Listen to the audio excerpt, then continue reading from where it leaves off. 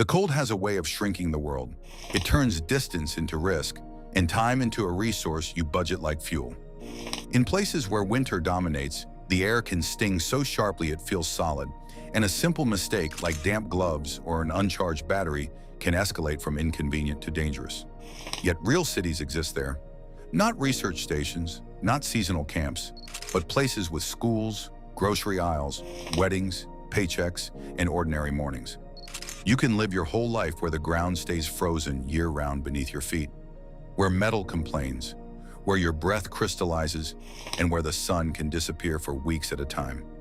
If you want to understand how humans adapt, don't start with comfort. Start with constraint.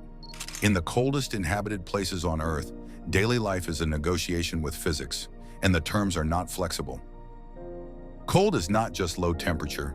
It's a force that changes materials and systems. Plastics turn brittle, rubber stiffens, oil thickens. Concrete behaves differently while curing.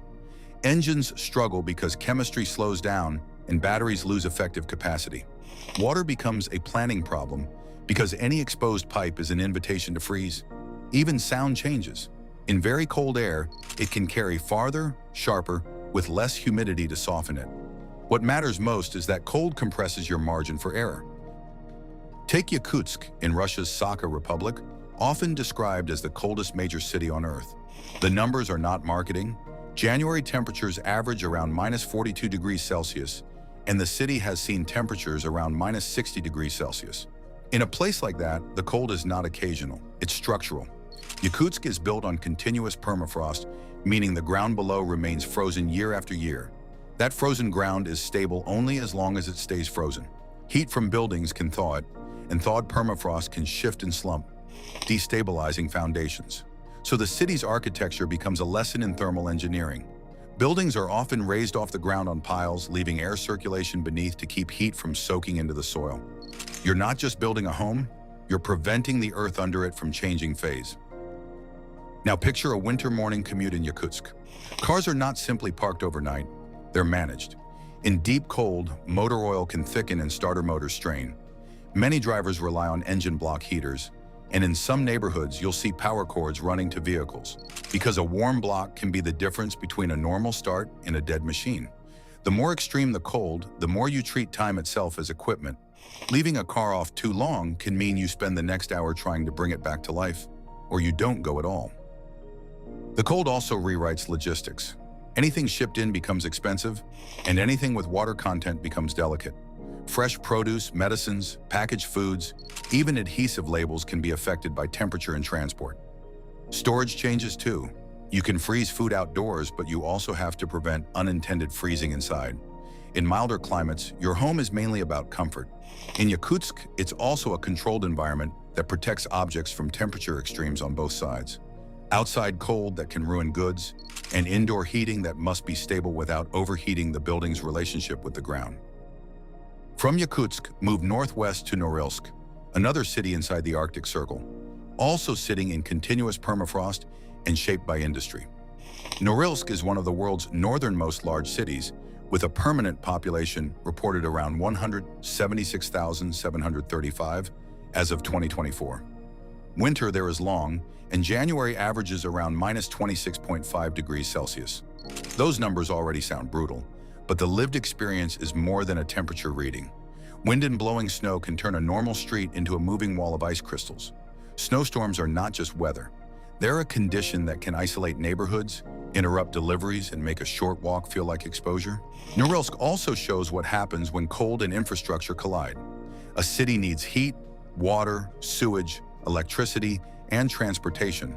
And in severe cold, those systems either run continuously or they fail dramatically. District heating becomes a lifeline.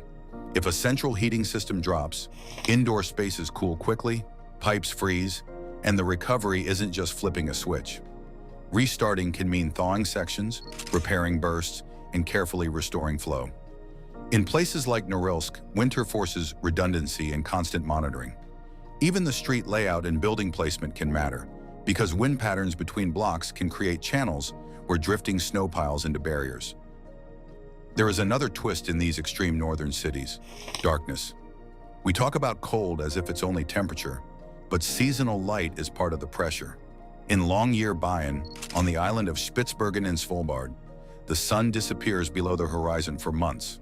Polar night there runs roughly from late October into mid-February, with one widely cited window being October 27th to February 15th, and the deepest polar night period commonly noted from November into late January. That means you can go to work, shop, eat dinner, and go to sleep without seeing sunlight for weeks at a time.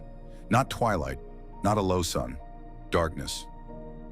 Longyearbyen is small compared to Yakutsk or Norilsk, but it's a perfect example of how people make a normal-looking life in abnormal conditions. It's not only cold, it's remote. Everything is shipped in, and weather can disrupt schedules.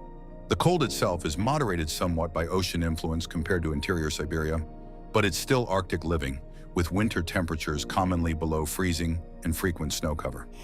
The light cycle becomes the bigger psychological challenge for many residents. So communities adapt with structure, scheduled social gatherings, indoor sports, routines, and bright interior lighting. You can hear it in how locals describe winter. It's not just cold season, it's a different calendar.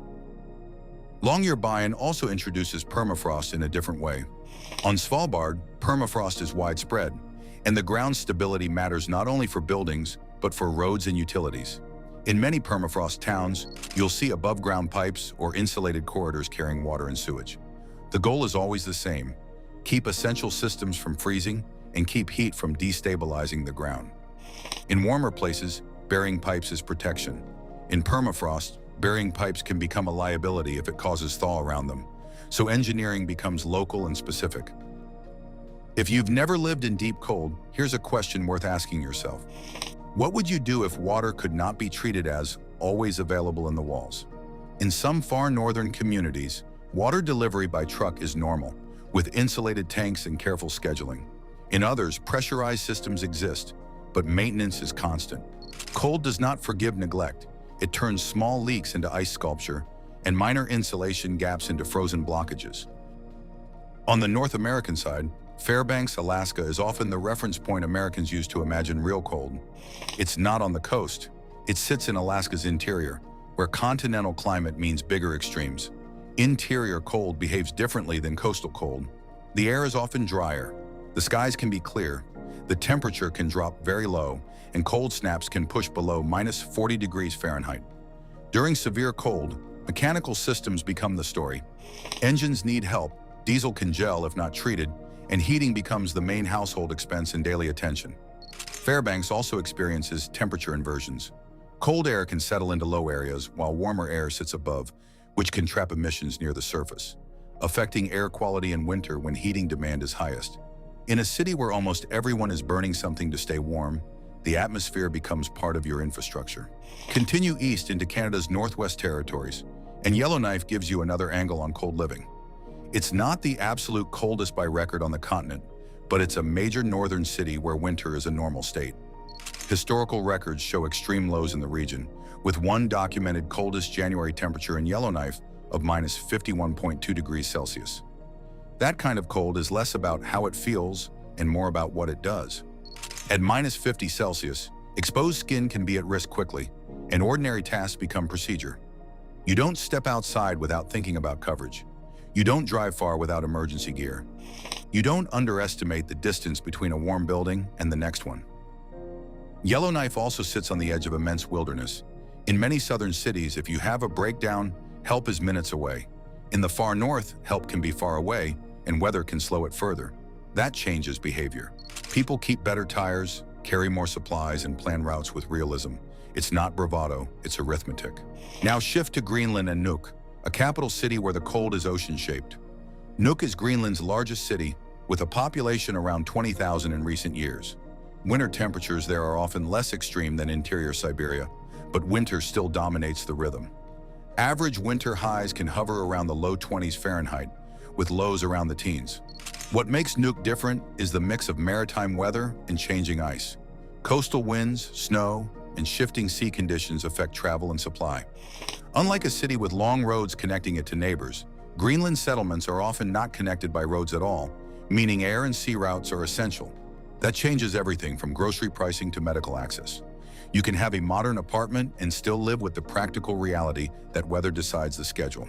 Light is different there too. Nuuk has limited daylight in winter, with very short days in December. You can feel the city compress into its indoor life, then expand again when the brighter seasons return. In that cycle, community becomes a form of resilience, not in a sentimental way, but in a functional one. Social networks help people share resources, coordinate rides, and manage isolation. Russia's Murmansk offers another surprising lesson. Not all Arctic cities are equally cold in temperature, but they can still be extreme in experience. Murmansk sits above the Arctic Circle, yet the nearby ocean influence can moderate temperatures compared to inland Siberia. Still, winter is long, snow cover can persist for many months, and the city experiences polar night. Some sources describe the polar night there as running roughly from December 2nd to January 11th. That means for over a month the sun does not rise above the horizon. The cold may not always match Yakutsk's numbers, but the darkness is real, and the combination still shapes behavior, mood, and public life. In Murmansk, the presence of a major port and strategic infrastructure shows how humans push economic systems into the cold zone. Ports, rail links, military facilities, and industry keep people employed and keep the city operating through seasons that would otherwise thin populations out. When you see a city at that latitude functioning year-round, you're looking at the result of heat systems, snow management, energy planning, and sheer institutional momentum. Harbin, in northeastern China, adds a different dimension. Harbin is famous for its winter festival culture, including major ice and snow events that draw visitors. But the climate itself is no joke. January is the coldest month, with average lows around -24 degrees Celsius and average highs around -13 degrees Celsius, reported in common climate summaries. That's cold enough that your eyelashes can frost, but it's also cold you can build a city around, and Harbin does, with winter tourism, ice sculpture engineering, and infrastructure designed for prolonged freeze. What makes Harbin useful in this story is that it demonstrates how cold can become part of an urban identity, not only a hardship. The city doesn't pretend winter is a short interruption. It designs public events and public spaces around it. Then there's Ulaanbaatar, Mongolia, often cited as the coldest national capital on Earth by average annual temperature, around 0.2 degrees Celsius. That statistic matters because it's not just about dramatic winter extremes. It means the entire year skews cold and winter can be severe. Ulaanbaatar sits in a high valley, surrounded by mountains, which contributes to winter inversions. Cold air settles and stays, and when combined with heating emissions, it can create serious air quality issues. Cold also shapes housing patterns. Large parts of the population live in traditional GR districts, where heating needs are immediate and constant in winter. In that environment, the basic act of staying warm becomes intertwined with energy choices, infrastructure access, and public health. What does cold do to a city's shape? It changes density. It encourages enclosed walkways, clustered services, and routes that minimize exposure. It changes materials. It changes maintenance schedules. Roads degrade differently under freeze-thaw cycles, and snow removal becomes a daily industrial operation.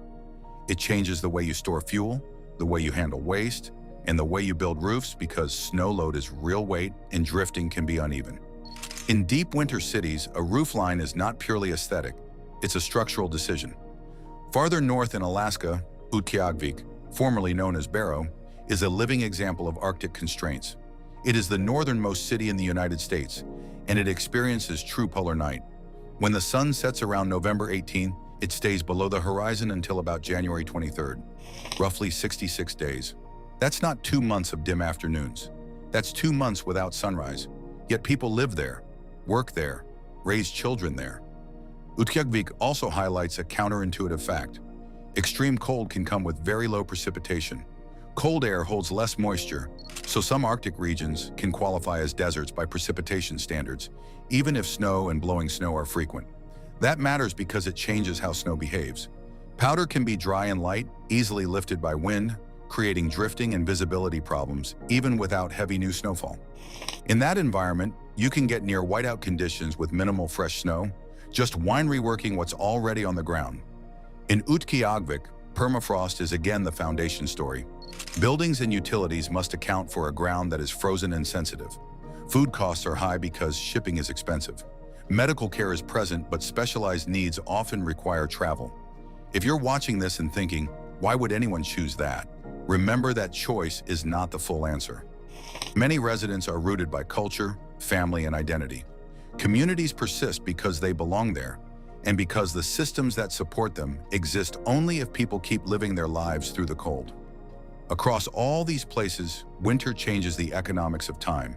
A normal errand becomes a sequence. Warm up the car, check the forecast, dress properly, bring a backup plan. Keep your phone warm because battery performance drops in cold. Think about whether the road will be clear. Think about whether your destination will be open if weather closes schools or offices. In warmer cities, you assume mobility. In winter-dominant cities, you manage mobility. Cold also changes social life in ways you can measure. Indoor public spaces matter more. Libraries, community centers, sports halls, and cafes become infrastructure. Not luxuries infrastructure. When the outside environment is hostile for months, the inside environment becomes the place where community happens and where mental health is maintained through routine and contact. It's one reason you see strong local traditions in northern towns, from winter festivals in Harbin to seasonal gatherings in Arctic settlements. They are not just entertainment, they're adaptation. There's a practical science behind the clothes too. In extreme cold, insulation is about trapping air, because air is a poor conductor of heat. Layering works because it creates multiple pockets of trapped air and lets you adjust as you move from outside to heated interiors. Outer shells block wind and keep snow from soaking inner layers. Wetness is the enemy because water conducts heat away from the body much faster than air. That's why you'll see careful attention to boots, gloves, and face coverage in places like Yakutsk and Yellowknife. It's not fashion, it's thermal management. Even the way people talk changes. In deep winter cultures, weather vocabulary is operational. It's not small talk, it's risk assessment. Wind speed, temperature, visibility, and duration matter. Parents decide whether kids walk to school. Workers decide whether equipment can run. Airlines decide whether to fly. Truck drivers decide whether a route is safe. Cold compresses the number of acceptable mistakes, so planning becomes normal. If you want a single mechanism that explains why these cities can exist at all, it's controlled heat. Heat generation, heat distribution, insulation, and reliability. Without dependable energy, winter-dominant places are not uncomfortable. They are unlivable. That's why fuel supply chains, electrical grids, district heating systems, and backup generators are treated with seriousness. In cities built on permafrost, even heat has to be carefully managed so it doesn't undermine the ground. The paradox is constant.